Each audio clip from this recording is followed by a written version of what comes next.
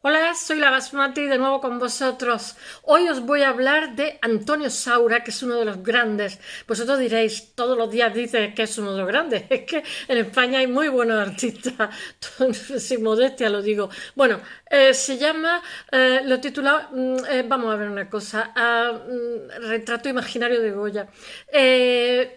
Saura he tomado dos fuentes, una de ellas de Calvo Serrayer, del espejo del tiempo, y otra esa es cuando hablo de la subjetividad del cuadro que os voy a hablar ahora.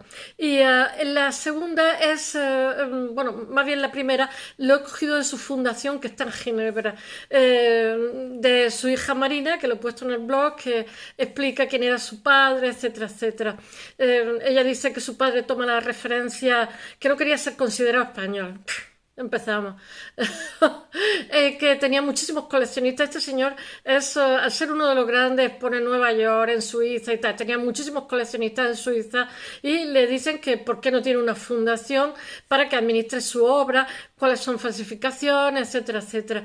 Y lo hace así, crea una fundación en Suiza que lo lleva su hija. Tenía dos hijas, una de sus hijas muere accidentalmente y la que la lleva es su hija Marina, que es de mi edad porque ya he visto el año que nace y bueno, y explica que su padre por un lado tenía su ascendente, digamos, artístico, aunque él practica el informalismo. Era el Greco, Velázquez y Goya. También su padre era un luchador antifranquista y bueno, quiere arrebatar del franquismo el que se haya, digamos, hecho dueño de toda una tradición artística que no le pertenece en cuanto a la época de mayor esplendor artístico de Velázquez, de nuestro barroco. Y bueno, solamente os voy a contar primero unas pequeñas notas, os lo voy a estructurar espaciotemporalmente, unas notas biográficas y luego hablaré, digamos, de la subjetividad, de lo que es el cuadro, porque él se pasa todo el tiempo, él cuando es pequeñito, él nace en Huesca en 1930 y muere en 1998 de forma repentina porque llevaba muchísimos proyectos adelante. Tiene una vida muy prolífica, muy activa. Puedo decir de su biografía que el padre era abogado del Estado y era un jefazo, una persona muy activa dentro de lo que era Hacienda. Y bueno, yo pensaba que los abogados del Estado eran para otros menesteres, pero bueno, no sabemos, debo desconocerlo. Él se pasa me parece que entre Valencia, Cuenca y Barcelona, la guerra civil. Su madre es pianista y artista. Ya sabéis que su hermano, el famoso director Saura, él es el mayor de los cuatro hermanos. Son dos hermanos y dos hermanas. Él tiene devoción por su hermano, se adoran mutuamente. Y bueno, para los que seáis americanos, su hermano es muy conocido en España, en toda Europa, por las películas que hace desde hace bastante tiempo. Pero bueno, este es el hermano pintor. Y después tiene otra hermana escritora, y la otra ya no sé lo que es. Yo lo sé por la hermana escritora y tal. Él también escribe y publica bastantes textos. Bueno, él empieza en 1947, él ha nacido en 1930, y en 1947 empieza a pintar y a escribir en Madrid mientras se recupera, porque le hacen... Mirad, se me ha olvidado deciros que la Escuela de Bellas Artes de Cuenca, él muere en Cuenca, lleva su nombre, Antonio Saura, porque él también es fundador del grupo El Paso, que es el primer grupo, bueno, no el primero porque también había estado antes Double Set, pero ya, digamos, un grupo más fuerte, ¿no? Entre 1957 y 1960, el grupo El Paso, que son, ¿cómo se llama? De Chirino, Canogar, es como Zobel, es que no me acuerdo de todos los nombres. Sí que sé quiénes son, pero no me acuerdo de todos los nombres. Y que después eran también un museo en Cuenca, maravilloso. Ese grupo es, digamos, el primer grupo consolidado fuerte de nuestro país, que va a tener ayuda de un arquitecto que nunca me acuerdo cómo se llama, que es el que hizo lo de los pueblos de urbanismo, que es súper de derechas, pero le encantaba el paso y el arte moderno, estaba totalmente fascinado con ello. Bueno, 1947, mientras que se recupera durante 5 años de una tuberculosis ósea y de unas operaciones que le tienen que hacer. Yo no sabía que había tuberculosis ósea, pensaba que la tuberculosis era de los pulmones, porque soy una total ignorante, chimpapumbo, cariño de atún, que te hacía unas cavernas y lo mismo te morías que si tenías suerte no te morías, pero no sabía que había tuberculosis ósea, no me hagáis caso. Bueno, tiene que guardar reposo durante 5 años, le hace una serie de operaciones, siempre va a llevar un bastón, pero un tío alto, grande, fuerte. Y bueno, esos 5 años de inmovilidad, pues ya sabemos las madres cómo ayudamos para que los niños tal, pues bueno, pues se dedicó a pintar, etcétera. Y durante estos 5 años, como si dijéramos, consolida, que es muy jovencito. Recordar que Tapiés también estuvo con una tuberculosis guardando cama, creo que estuvo en un sanatorio incluso, y bueno, que también condicionó el que y también Miró estuvo en el campo porque estaba enfermo y también el estar en el campo jovencito y tal también condicionó su posterior vocación artística. Bueno, él reivindica la influencia de Arp y de Tanguy y crea numerosos dibujos. Al principio va a estar influenciado por la sensibilidad del momento, que es el surrealismo, pintura y después el informalismo, por supuesto, y crea pinturas de carácter pues onírico, surrealista, que es que en España tenemos una cantera de surrealistas que es bestial, con paisajes así como imaginarios.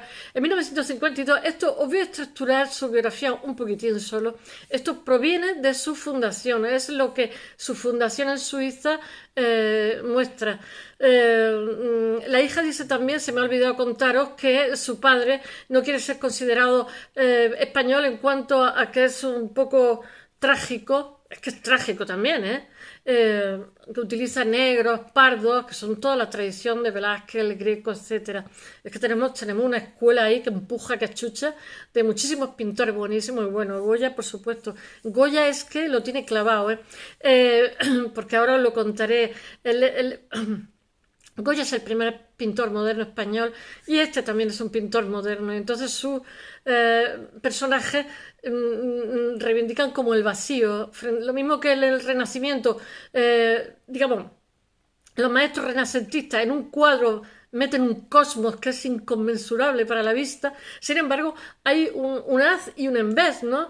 O sea, lo mismo que hay el silencio en música, en pintura también está el vacío. Y el silencio forma parte de la partitura y el vacío también forma parte de la pintura. Entonces, digamos, esa modernidad se reivindica a través del vacío. Porque recordar que este también es contemporáneo a Nicolas Cage, el músico, que cuando llega a dar un concierto hay silencio.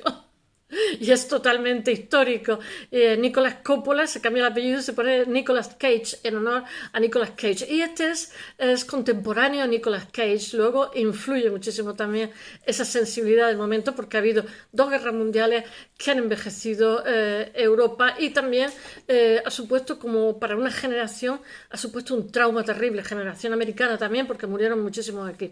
Bueno, en 1952, que no sé, que se nos voy a contar Estados Unidos, en los 50.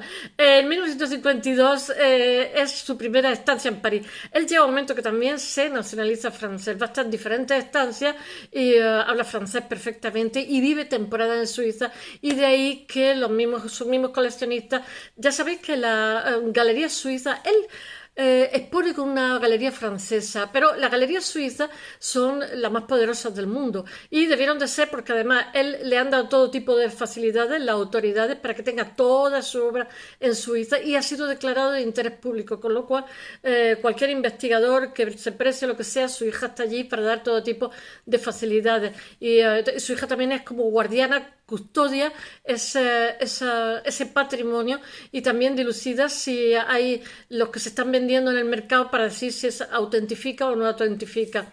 Ay, madre mía. Bueno, entre 1954 y 1955 es el segundo periodo que se va a París, durante el cual conoce a Benjamin Pérez, que va a ser súper amigo suyo, y frecuenta un grupo de surrealistas de los que pronto se distancia, junto con su amigo el pintor Simon Hattay, que también es íntimo. Después emplea la técnica del grattage, no sé cómo se dice porque no sé francés, grataje. y adopta un estilo gestual. Es muy gestual, ¿eh? Es como muy físico, las cosas, todo lo que hace es como la pincelada suelta con el pincel gordo, muy gestual y muy físico.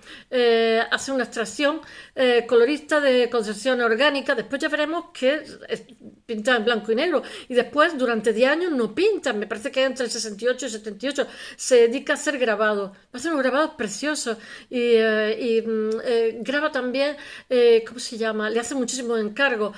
Orwell, 1984, no me acuerdo.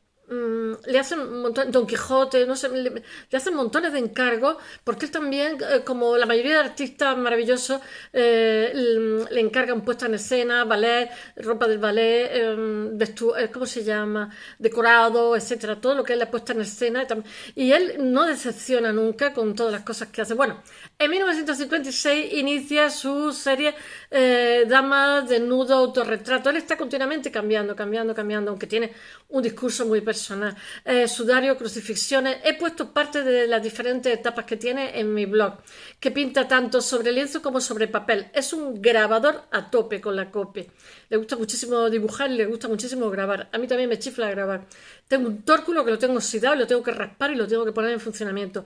En 1957 funda en Madrid el grupo El Paso, como he dicho, que dirige hasta su disolución en 1960. Conoce a Michel Tapier. También primera exposición, ya sabéis, el grupo El Paso, que no me acuerdo de todos. Canogar, Chirino, Zobel y no sé, me faltan creo que dos más. El Saura, me faltan dos, pues no me acuerdo. Exposición Universal, alguien licenciado en Bellas Artes se debía de saber el grupo El Paso, porque son súper cañeros. Bueno, es la primera exposición individual en la galería Rodolphe Stadler en París, que va a ser su galería, aunque después le va a presentar a Cézanne, al hijo de Cézanne, que está en Estados Unidos y tal, y lo van a representar en Estados Unidos y no sé dónde más. O sea, a su vez, digamos, lo adentra en otro marchante, por decirlo de alguna forma. Bueno, en París expone de forma constante a lo largo de toda su vida. Stadler lo presenta a Otto van Loo de Múnich, que dicen ellos, y a Pierre Matisse, que es el hijo de Matisse, en Nueva York, que lo va a promocionar a tope. Quienes exponen también su obra y lo representan. Ahora mismo pinta ya en negro, grises y, ¿cómo se llama? Siena tostado, etcétera. ¿No crees? Que es muy español todo ese colorido. Se afirma en el uso está totalmente al margen de lo que son las tendencias de su generación. Su obra se inscribe en la línea de El Greco, como he dicho, Velázquez, Goya, lo que es la escuela del 17 española. Entre los principales museos. En 1959 se dedica a una prolífica obra gráfica. Como he dicho antes, ilustra Don Quijote de Cervantes del 1984, 1984 de Orwell, Pinocho, la adaptación de Noslinger y a Kafka también. Y a Quevedo, que se me ha olvidado deciros también, Quevedo. Y otros muchos. La verdad es que ilustra muchísimo. Además, se le da muy bien y le chifla. En 1960 empieza a esculpe también cosas de metal y realiza obras compuestas con elementos de metal, soldados, representa figuras humanas, personas, crucifixión. Todo eso lo he estado viendo, el vídeo que he puesto en el blog de la fundación, y todas sus piezas están... Normalmente es que cuando pintas terminas tridimensionando. Es que tridimensionar es fascinante. Palabra de escultora. No, pero es que es maravilloso. Es que yo pienso que todos los artistas deben de luchar por tener todos los registros. Es imprescindible no solamente hacer agua o paisaje.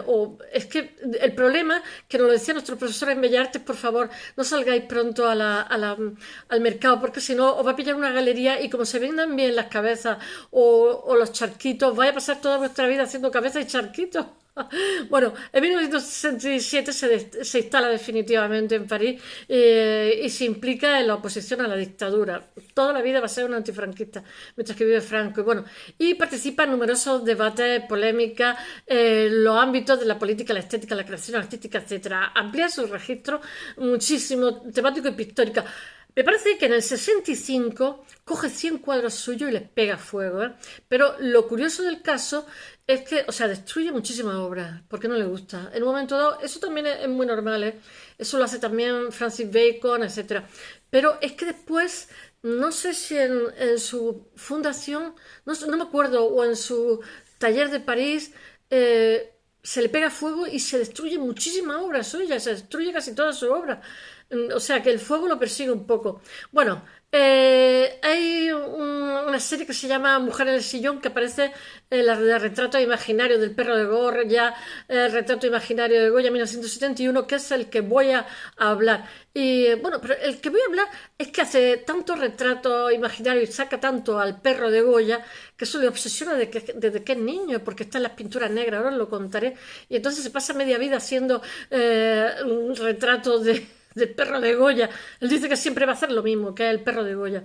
Que es pintura sobre lienzo, que la tiene abandonada del 68, pero la retoma en 1979, porque se ha dedicado a hacer obra gráfica y sobre todo a escribir y a dibujar muchísimo. Y la pintura sobre papel. Estoy viendo que los pintores maravillosos que tenemos son también excelentes escritores. Bueno, en 1977 empieza a publicar su escrito y realiza varias escenografías para el teatro. Ya había hecho escenografía en Francia, así como el ballet de la ópera. En 1983 él se muere en el 96. Crea una importante serie de retratos titulada Dora Maar. Ya sabéis que Dora Maar es la amante que tiene Picasso cuando está haciendo el Guernica, que a su vez tiene su otra amante jovencita y tiene a su mujer rusa, que tiene ahí un lío que para qué. Bueno, ahora voy a hablar de Antonio Saura y el retrato imaginario de Goya. Esto lo hago desde una perspectiva, porque lo leo y hago un pequeño resumen de, ¿cómo se llama? Francisco Calvo Serrayer, que me gusta muchísimo, pero que no siempre lo tomo a él. Pero no me importa decir las fuentes, porque las hago mías. Llegará un momento en que yo sea la que comente directamente, pero mientras tanto estoy comentando así y estoy también aprendiendo muchísimo, porque la lección que hace de pintura me parece maravillosa. El retrato imaginario de Goya. Bueno, aunque a mí el retrato imaginario de Goya me parece el perro de Goya. Él cuenta que desde pequeño él le obsesiona muchísimo el perro. No es que le obsesiona, es que le fascina el perro de Goya, porque dice que mira de manera moderna, que mira el vacío, mira al espectador, pero no mira los ojos, mira el vacío. Es una cabeza que está en la nada mirando al vacío. Y que eso es muy moderno. Realmente esta imagen pertenece a las pinturas negras que datan de finales de los 50. Las pinturas negras suyas no es una cosa que aparece tarde. Hoy son universalmente famosas y se ha hecho muchísima literatura preguntándose qué significaba tanto perro de Goya por todos sitios y tanta imagen de Goya. Y esta imagen se han vertido ríos de tinta. Pasa también como os conté del Guernica, que también había ríos de tinta especulando que sí, que no, que caiga un chaparrón. Y él dice que no, que es un hecho pictórico y que no hay que darle tanto, que es simplemente el vacío. El vacío, o sea, lo que siente el pintor frente al mundo moderno, la incertidumbre de un mundo moderno tan cambiante. Entonces, lo mismo que lo expresa Goya, en esa vía que tenemos de pintura del 17 hasta él mismo que retoma, él expresa el vacío, el perro de Goya expresa el vacío. Bueno, hay algunas que la hace del perro de Goya a los 60. Esta pintura que pongo es del 63, que son los retratos imaginarios de Goya, que son de 1963, del Museo Boijman van Beuningen de Rotterdam. No sé cómo lo he dicho, porque si no sé francés, menos sé, ¿cómo se dice? Holandés. ¿Cómo se dice? Frisson, no me acuerdo cómo se dice. Neerlandés. Durante las siguientes décadas nunca deja de estar apegado a esa imagen que llama extremosa. El perro de... Es que yo la imagen que he visto de este cuadro que dice Calvo Serrayer realmente es un perro que tiene los dientes torcidos y que está agarrado y que está mirando como el vacío. Es un perro que está semi hundido, que ha suscitado muchísima, abundante literatura, que trata de desentrañar diferentes fuentes iconográficas y literarias, y él las niega muchas de ellas. Él simplemente dice que expresa vacío, como he dicho, así como el significado. Los historiadores del arte realmente lo que crean es como una malla de posibles significados, referencias, pero amenazan con ahogar lo pintado pintado de este perro en apuros. Para Saura, sin embargo, es más, el asunto del perro es simplemente pictórico, ¿no? A Picasso, cada vez que le decían que explicara el Guernica, también se lo embrollaba más, porque decía que en realidad estaba viviendo una vida tormentosa y le salió un cuadro tormentoso. Bueno, lo ha escrito y declarado de forma suficiente para que no haya duda, aludiendo al espacio como tema capital. Claro, es que el perro está en el vacío y mirando al vacío. Porque es que, mirad, ¿sabéis una cosa? La tradición que traemos desde el Renacimiento es el horror vacui. No se deja nada vacío. Y entonces, pues bueno, el hombre moderno tiene un vacío, tiene un vacío porque la modernidad provoca vacío.